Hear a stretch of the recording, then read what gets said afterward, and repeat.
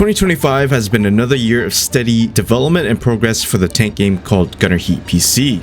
The game has been in early access for quite some time now, almost 4 years since I first covered it. And back then there were games like War Thunder and World of Tanks and other smaller sims like Steel Beasts, which I still play today. And that's thanks to GHPC. What was different about GHPC was that it wasn't trying to be another fast-paced shoot 'em up PvP tank game built around the grind and monetization. Instead, it aimed to deliver something different.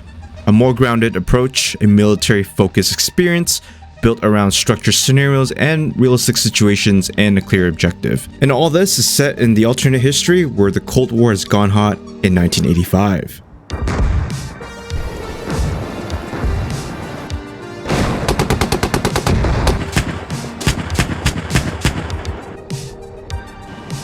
Shooting at other tanks is really cool, don't get me wrong, but realistically, tanks are part of the combined arms effort. They're not the main characters, but they're part of the instruments in the whole orchestra of warfare. And what really drew me to GHPC was more of the grounded approach and the potential that it had. Yes, it solely focuses on armored warfare and fighting, and yet it does take into consideration of other elements like the infantry, close air support, artillery, and other armor fighting vehicles, while putting them together into different scenarios and objectives like occupying a battle position, seizing an objective, and many more. And I don't know about you, but this past year went by pretty fast, and I think it's worth revisiting 2025 and how the game has progressed. And I also want to talk about what we can expect for 2026 and my opinions on the state of the game. Whether you're a long-time player or a casual who's been keeping their eye on this game, or someone who is really interested in getting into the tank genre and GHPC, then this video is also for you. 2025 was a defining year with the introduction of the Federal Republic of Germany and the Bundeswehr. Following the introduction of the Soviet forces in Germany in 2024, the focus naturally shifted to making the Bundeswehr a very clear theme of 2025. For many of us, we were actually very excited to finally get the Bundeswehr because of the Leopards, but it's been a long wait ever since the game has released in early access. It was always the US Army versus the Pact, and we finally got something a bit different and unique. And so with that, we were introduced to the Leopard 1A1 series of tanks, which is an upgraded variant of the original Leopard. What was unique about the Leopard was their speed. It can do damage, but it wasn't ideal to go head-to-head against the Soviet tanks unless you're in a good position to hit and move. We also got the Leopard 1A3, which was added late 2025, with their iconic wide and welded turret. Aside from some small differences, it was pretty much the same fire control system with the Leopard 1A1's stereoscopic rangefinder, which you'll have to manually adjust. And with the Leopard 1s, we were given the DM23s as well as the DM13s. And we also got the Hesh rounds, which are the high explosive squash heads, which were unique and new to GHPC. In my opinion, the Hesh rounds were used in special occasions because it required you to fire it at a certain angle in order for it to be effective.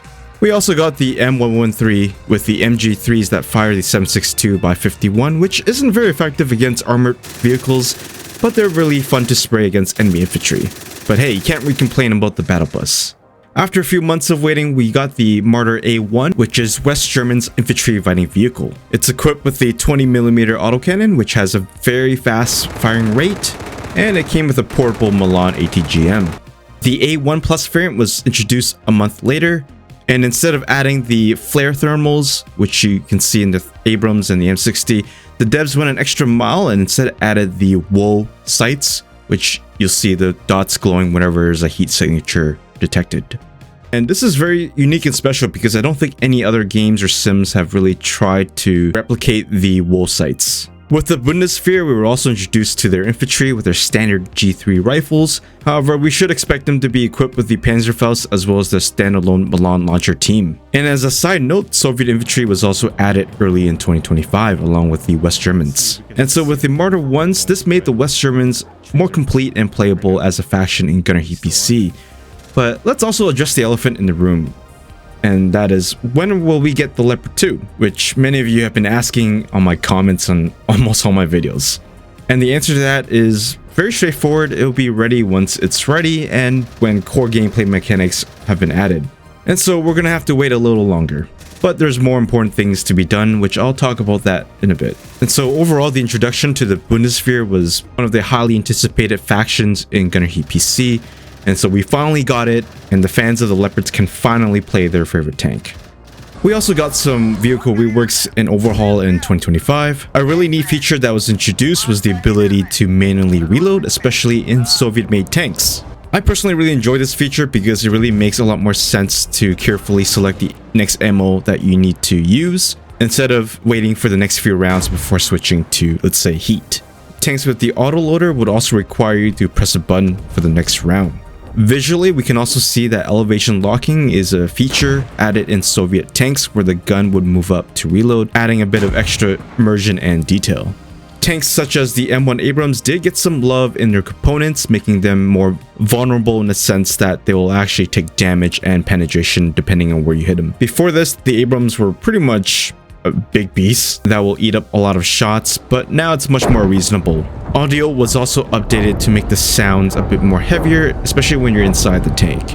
Both the Abrams and the T-64's machine guns, such as the M2 Browning and the NSVT, can be used in the game. This was one of the most consistently asked questions in my now outdated guide video. This is probably one of the underrated updates because with the infantry, you're going to have to be able to respond back to them. We also got newer variants like the T-64B1 in both the 1981 and 84 versions. And also the BMP-1 was overhauled with the sights and some ammo variety.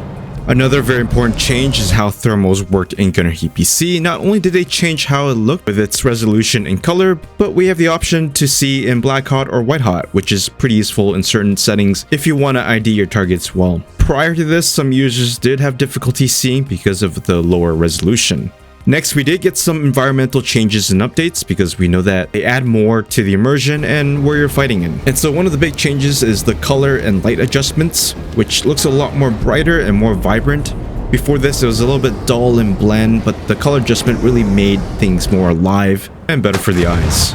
Tank track markings are also a feature this past year, adding a new layer of realism to how armored vehicles interact with the terrain, because driving across the field doesn't leave the grass untouched. The devs also reworked the rain, but from what I've read on the comments and from others, it was pretty mixed. But honestly, for me, it looked a lot better than the old one.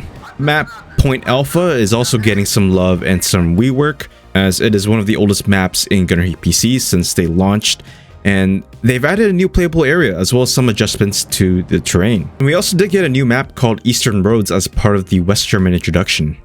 September 2025 is arguably one of the most important updates for Gunner Heat PC. It actually goes back to April with the introduction of the RTS gameplay, which sparked a lot of optimism about what Gunner Heat PC could become, especially in terms of its features that a lot of players have longed for. That is having the ability to command and control your units. That optimism paid off with the new command mode that was officially introduced. While it's not a full RTS experience like in April, command mode lets players plan and execute missions and experiment with different tactics and strategies in a much more meaningful way. We can probably expect more features to come in the new command mode. Previously, replayability came mainly from customizing units within the existing mission list, but command mode takes it a bit further by allowing players to fundamentally change how they want to approach each mission. In December, the system expanded even more with the addition of Infantry Command. Players can plan out the infantry squads to assault or hold a certain position, as well as mounting up and dismounting. So while we wait for further gameplay features to be added, command mode is one of the ways that we can play Gunner Heat PC, and we'll talk more about that later. So now that we're in 2026 at the time recording this video, what should we expect later this year? While I don't have all the answers for you, Josh, or Action Scripter, does have an update on the roadmap and what to expect. Basic campaign, done. Fire support, done. Infantry, aside from the heavy weapon deployment, the Dragon, done. Soviets, done. Detailed crew, we're working on this. Bundeswehr, we're rolling it out. People are very excited for a specific vehicle, so not done. Enhanced destruction, we did the fire. We're working on the vegetation, we're working on the other stuff, not done. Bandit campaign, we're working on this. And multiplayer, we're working on this. So we have these few large things left. So in this clip, you can see that they have already touched on some key things on the roadmap, And of course, there's still some things that they need to add, like the dragon and the leopard 2, as well as some other environmental effects when your tank is on fire. It is really clear that they need to work on core gameplay mechanics, such as the expanded campaign and the multiplayer. Rather than having monthly updates like the past few years, these things will take time. Part of the problem with this is that it doesn't fit well into the monthly release cadence, so we always have to come up with new things to fill the space while we work on the bigger ones. So big chunks of the team are working on these things constantly, but they don't always line up with our releases. What that means is you're going to get other stuff in the meantime sometimes. And this month is one of those things. And so with that, you'll still be getting some content, fixes, and other features, but the bigger things will come when it's ready. And the example of that is the command mode that we recently got in 2025, which wasn't even mentioned in the roadmap. As I've said in my previous videos, not a lot of early access games deliver updates on a monthly basis or maintain a consistent development rhythm. We are fortunate that the devs have given us an update almost every month. That said, for the bigger roadmap features like multiplayer or the campaign, we're going to have to wait and see until they're ready. And so the question comes, how playable is this game? Well, GHPC is a playable tank game, and there are a number of missions and scenarios that you can play, and some of them do provide some challenging experiences. The new command mode allows you to play it your way and see what tactics work. And in 2026, there are a lot of tanks and IVs that you can play as. And to give credit to the devs, they have done a lot of research and worked pretty hard on making it accurate and yet playable, especially in the Soviet-made tanks. If you're looking into getting into armored warfare without the grind and pay to win, something that you can easily put time and effort in learning, then GHPC is definitely playable to start off. But GHPC isn't, at least as of 2026, it isn't a full sandbox experience. It's also not a full fidelity simulator like DCS or even Steel Beast. And as of right now, I don't think this is the kind of game that you'll naturally sink 100 hours plus or even 50 hours plus at this stage, unless you're constantly replaying the same content all the time. So what I'm saying is that it does get repetitive, which is my concern for this year, which is why I'm saying 2026 is a vital year for them to continue to work on core gameplay mechanics and further on improvements. What GHPC does offer is a snapshot of armored warfare, the violence, the action, and the chaos of it, paired with just enough simulation to make those moments feel grounded and believable. If you're looking for a deep, full-feature tank simulator, then Steel Beast is the go-to standard, and that's something that I regularly play to thanks to GHPC, which I'll talk about more in the future. But GHPC fills a very important space in between. It sits somewhere between an arcade experience and a full simulator, perfect for new players who want to jump in and to get a taste of armored combat, even if the game features are complete. To preface this is just my opinion on how playable it is. Like I said, my concern is it can get repetitive, but it is still an enjoyable tank game, and it made me fall in love with armored warfare in general. So what do I personally look forward to this year? I think it's great that most of the major factions have already been added, but personally what I really love to see moving forward is a stronger focus on gameplay features, whether they're on the roadmap or not. Things like improved driving and vehicle handling, rather than feeling this floatiness in a tank. I also like to see more replayability overall. That means probably expanding more on the command mode features and having the ability to carefully observe your units, or maybe having a hardcore mode where if your commander dies, then you're out of the combat and you can't order your units to do any more. I think this adds a little bit more risk and consequences to your actions.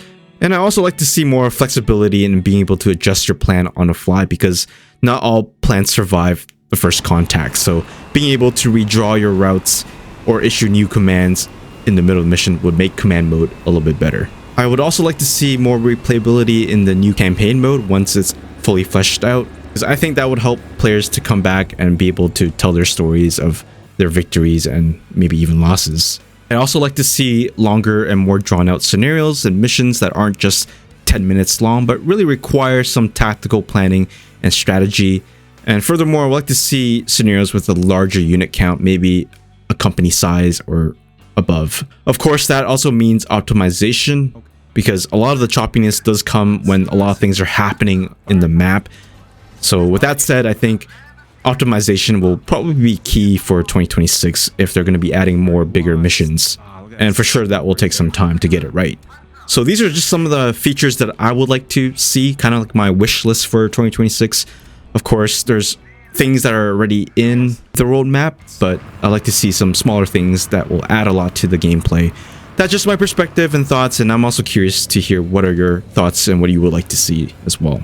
But as I said before, I think 2026 will be a really big year for GHPC, as they really do need to focus on the gameplay features now that we have the factions. And so how are you all finding GHPC so far, and are you looking forward to seeing more in 2026? Let me know your thoughts in the comments below. And I hope you guys enjoyed this video. I just want to highlight this past year and to give you some of my thoughts coming into this year and to bring up some discussion. If you guys enjoyed this video, make sure to hit that like, subscribe, and as always, I'll see you in my next video.